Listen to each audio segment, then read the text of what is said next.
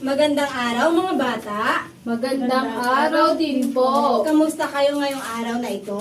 Mabuti po. Ikinagagalak kong kayo ay nasa mabuting kalagayan. So, kami ang inyong magsisilbing teacher sa Health 3 at kayo naman ang magsisilbi naming mga estudyante. So, ako si teacher ni Ronaldine. Ito si teacher Nicole, teacher Shaira at teacher Alan. So, ayan, magandang umaga mga bata. So, meron bang lumiban sa klase? Wala po. Wala. So, bago tayo po dumako sa ating aralin, tayo muna ay tumayo at tayo kakanta. Gusto nyo ba yung mga bata? Opo. Okay, sali kayo. So, alam nyo ba yung kantang Head, Shoulder, Knees and Toes? Ayan. Alam nyo ba yan? Opo. Ayan. Para mag-sing tayo. So, pagkabilang ko ng 3, start na tayo. So, 1, 2, 3, go. Head, shoulder, knees and toes, knees and toes. Head, shoulder, knees and toes, knees and toes. And eyes and ears and mouth and nose. Head, shoulder, knees and toes, knees and toes. Ayan. Palakpakan natin ang ating sarili. So, ayan. So, mga bata, naalala nyo pa ba yung nakaraang lesson natin? Annabelle, naalala mo pa ba? Opo. Okay, patungkol saan yung nakaraang lesson natin? Tungkol po sa healthy and less healthy foods, teacher. Ano yung mga yon? Joanne. Go, grow, and glow, teacher. Yan, very good. Ikaw naman, what about Go, Grow, and Glow Foods? Angeli? Go Foods teacher, ito po yung energizer. Nagbibigay ng energy foods. Tapos sa Grow Foods, ito po yung nagbibigay ng pagtangkad sa ating teacher. Tapos sa Glow Foods naman, nagbibigay din po siya ng kalakasan po sa ating teacher. Tama. So, palakpakan natin ang ating sarili. So, ayan. Meron na ba kayong idea kung patungkol saan ang ating pag-aaralan ngayong araw? Opo, teacher. Ayan. So, Ngayon naman mga bata, meron ako dito mga kopon. Ngayon, bibigyan ko kayo.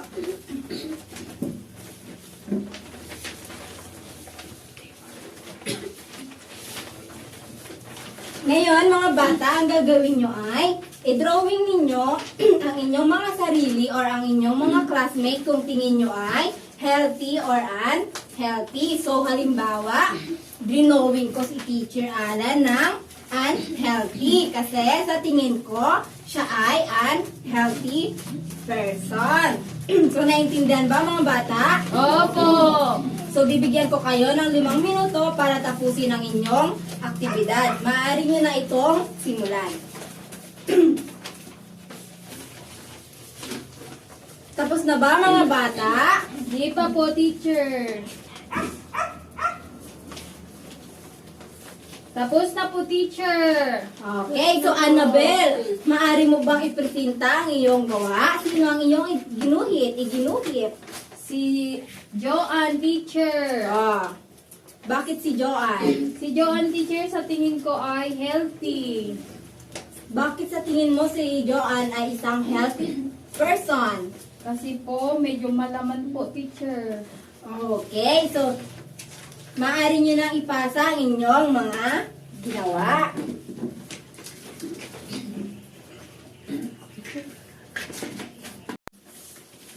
Ngayon naman mga bata, ay mayroon akong ipapakitang larawan sa inyo.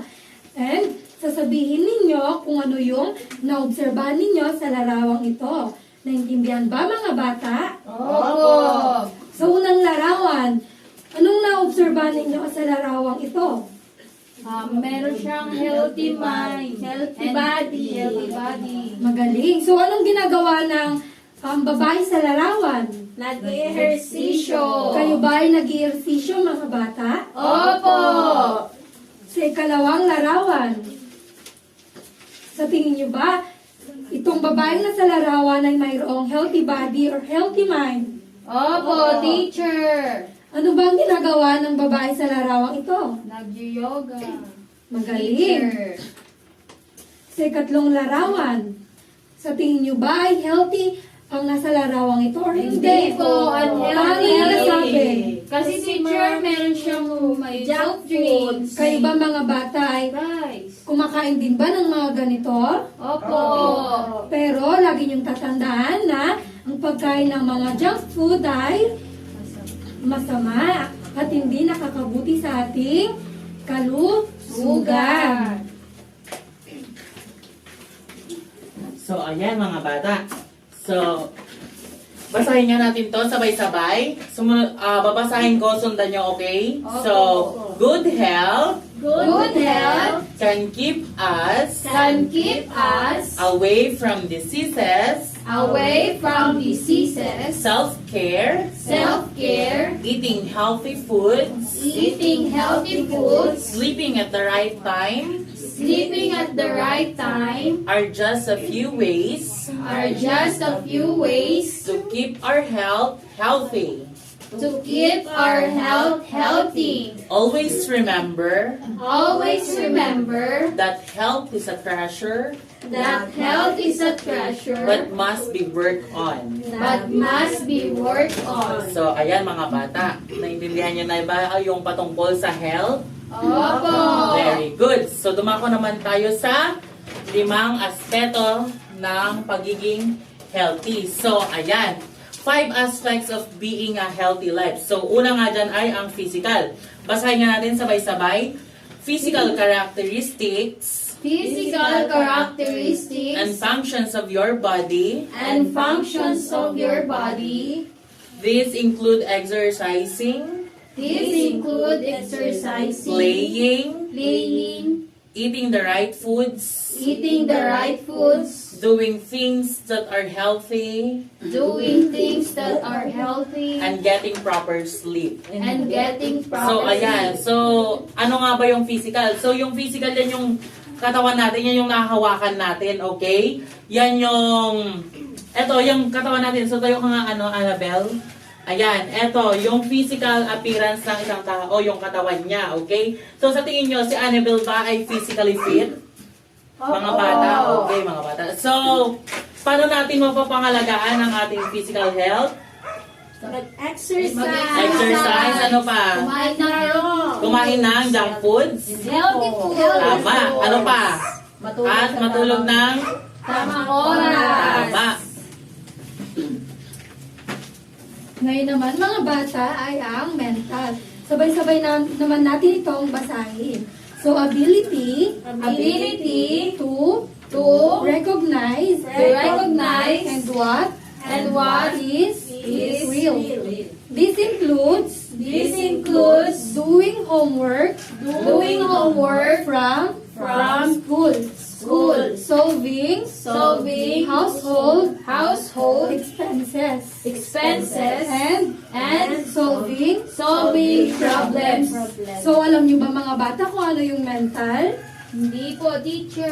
Naranasan niyo na ba ang may stress mga bata? Opo, teacher. Yung mental is ito yung pagdami ng ating mga iniisip, diba? Diba minsan tayo ay nai-stress kung ano-ano pumapasok sa ating mga isip and tandaan nyo na yun ay masama. So, paano ba natin maiwasan to? Diba? Dapat tayo ay matulog sa Tamang oras. At tayo ipahinga natin ang ating Sarili. Ayan mga bata, so ano na nga ulit yung dalawang aspects?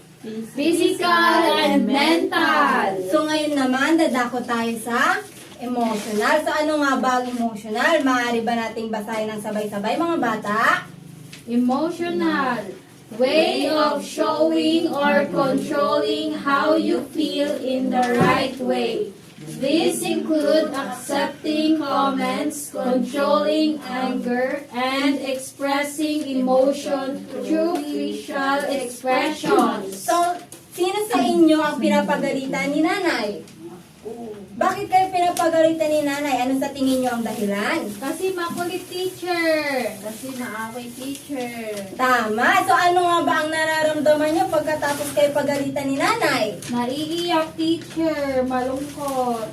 Tama. So tingin nyo ba mga bata, pag umiiyak kayo, masasabi nyong healthy mind kayo? Or mayroon kayong healthy mind? Ano po yung teacher? Masasabi nyo bang healthy mind kayo kapag kayo ay umiiyak? Hindi po. So, tama. So, ang emotional ay ang mga pag-iyak, ganyan, or pagka nagagalit kayo. So, ano nga ba ulit ito mga bata pagka nagagalit? Emotional. Tama. So, ngayon mga bata, ang susunod naman ay ang social. So, maaari bang basahin natin dito ng sabay-sabay? Get to know others to form good relationship. These include talking to others, being friendly, playing outside, talking to classmates, giving things away. Okay, so ito ang susunod naman ay ang social. So, meron ba kayong mga friends, mga bata? Yes, teacher. Okay, so ang social ay, example dito ay ang pakikipag-interact sa iba. Kagaya sa inyong mga kaibigan or sa inyong mga pamilya. So next naman ay ang, makibasa nga mga bata. Spiritual. Okay, so Behavior with direction and purpose.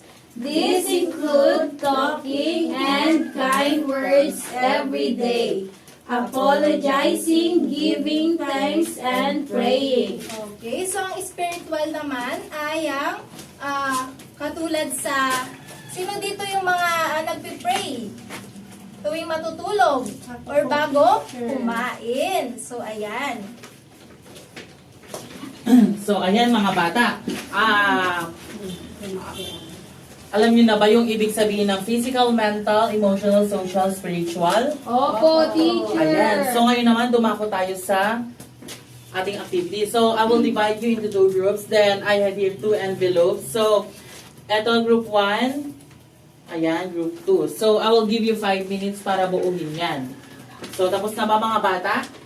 Opo, teacher. So, ayan. Group 1, pakipresent nga yung yung nabuo mo dito. Ayan. So, anong makikita nyo dyan? Ano siya, teacher? Hindi siya healthy mind. Tama. Tapos is emotional din siya, teacher. Tama. So, ayan. Ayan ang mangyayari sa inyo kapag hindi kayo natutulog ng maaga, kapag marami kayong problema, ganon. So, naranasan nyo na ba to mga bata, ang umiyak? Opo. Ayan. So, healthy ba siya? Hindi. Hindi po. Hindi. So, group 2, pakipresent ka kung anong nakuha nyo. Ito Nabuo naman, nyo. teacher, ay healthy.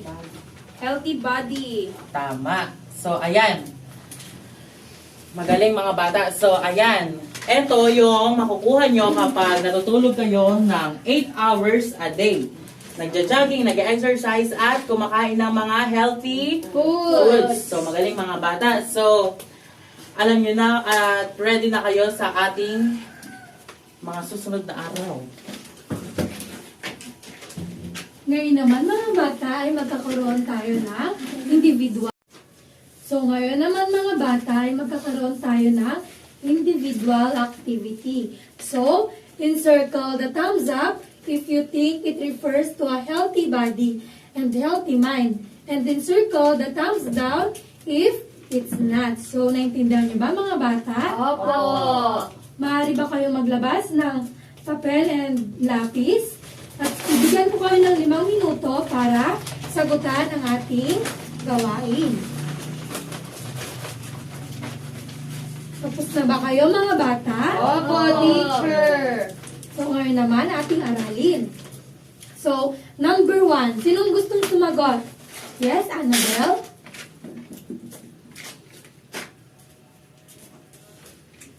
Number 2. Yes, Johan?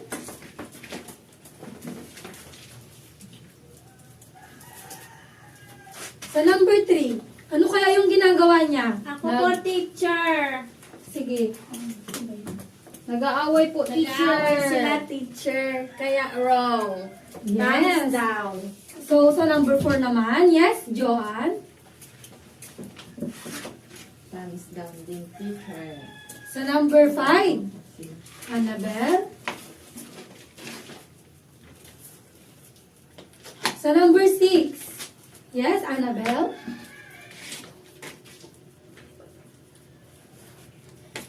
Number 7, Joanne.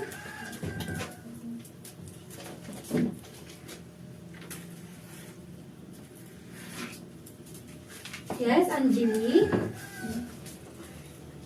And last, sinong gustong sumagot? Yes, Annabelle.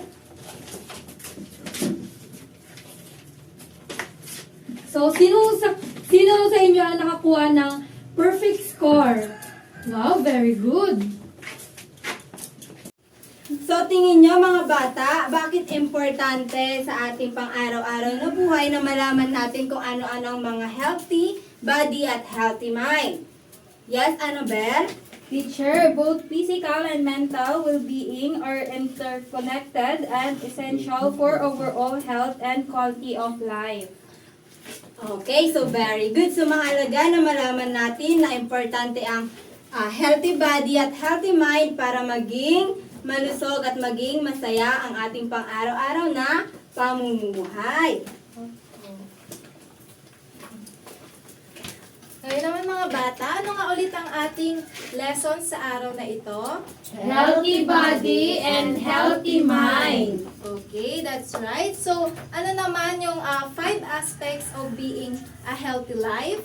Physical, mental, emotional, social, spiritual. Magaling mga bata. So, ngayon naman ay magkakaroon tayo ng maiksing pagsusulit.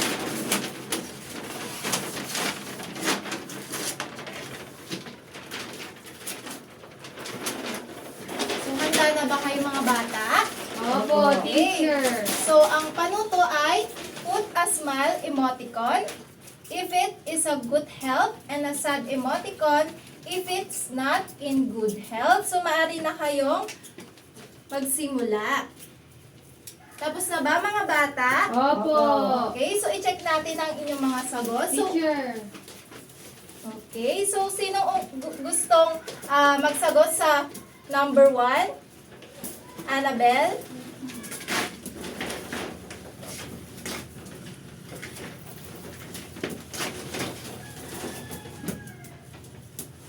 Okay, tama ba ang kanyang sagot? Opo.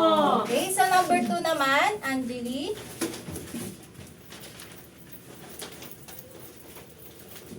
Tama ba ang kanyang sagot, mga Opo. bata? At sa number 3, Joanne?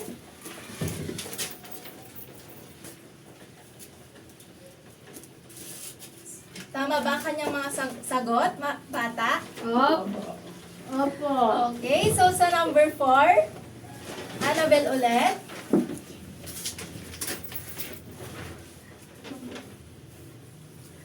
At sa last, number 5, sino magsagot? Joanne? Okay, so tama ba ang mga sagot nyo, mga bata? Opo, teacher. Bigyan na natin ng 5 palakpak ang ating mga sarili.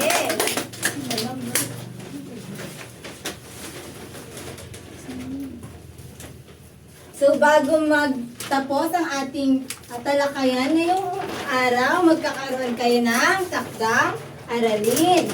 So, mga bata, ilabas ninyo ang inyong notebook at gayahin ang inyong takdang aralin. So, assignment, ask the help of your parents, draw yourself into your activity notebook. Think of things you can do to improve your health. So, naintindihan ba mga bata? Opo, teacher. So, dyan po nagtatapos ang ating aralin ngayong araw.